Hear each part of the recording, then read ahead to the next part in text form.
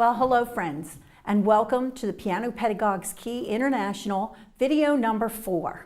For many of you here in the States, you are out of school, and our European friends are also close to being out of school. What a wonderful time to look at a new topic, a topic maybe you've been wondering about. In the last 30 years of me lecturing, I think that I have spoken on this topic more than any other topic, and that is working with students with any kind of attention deficit, focus, learning spectrum issues, learning disabilities, autism spectrum, and all of these issues affect all of our studios. Now, when I first started speaking about this in the late 90s, it wasn't cool. It was all about the gifted and talented, which, by the way, many of these children are gifted and talented. But because it wasn't so cool then, we were talking about the medical community, Ritalin, Adderall, extended release medicines, how these medicines affect our children in the afternoon when they start spinning off of them and they come to our studios for lessons, discussions as to whether we should insist on follow-up medication in the afternoon for children, on the parents who did not want to medicate for after-school activities. Many of you may remember that. It was a whole nother ballgame from what we are experiencing today.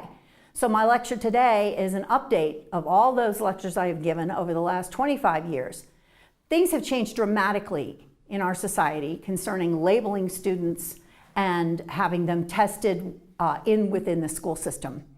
For starters, the first thing is that many parents are opting not to have their children labeled. If they have testing done, they often pay for it themselves, and they are judicious about giving that information to teachers. The other big change I see in the last, I'd say, decade is that we now have children who are not being medicated. The parents are very anti-medication. After all, it has a lot of side effects. It can affect their weight. It can affect their sleep. And so everything has a yin to the yang. Everything has a change that's for the positive that also gives you a negative. And many parents are anti-medication on this type of thing. So you may have many students in your studio who are not officially labeled, which has its pluses and has its minuses. And you know, it doesn't really matter, I've come to conclusion. I used to think that we needed to know that diagnosis and we needed to know whether they were on medications, and we really don't.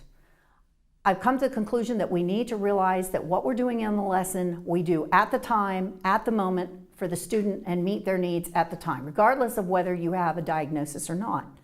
I used to think, as a parent with a child who had a learning disability, that you pulled out a separate bag of tricks, a separate bag of ways of teaching in order to meet their needs. But the bottom line is I teach the same way now, regardless of what I have as a student, and because many of them have the same needs of learning. So today we're going to discuss the ways in which we deal with students and how we deal with their learning approaches. And everyone's different, as you know.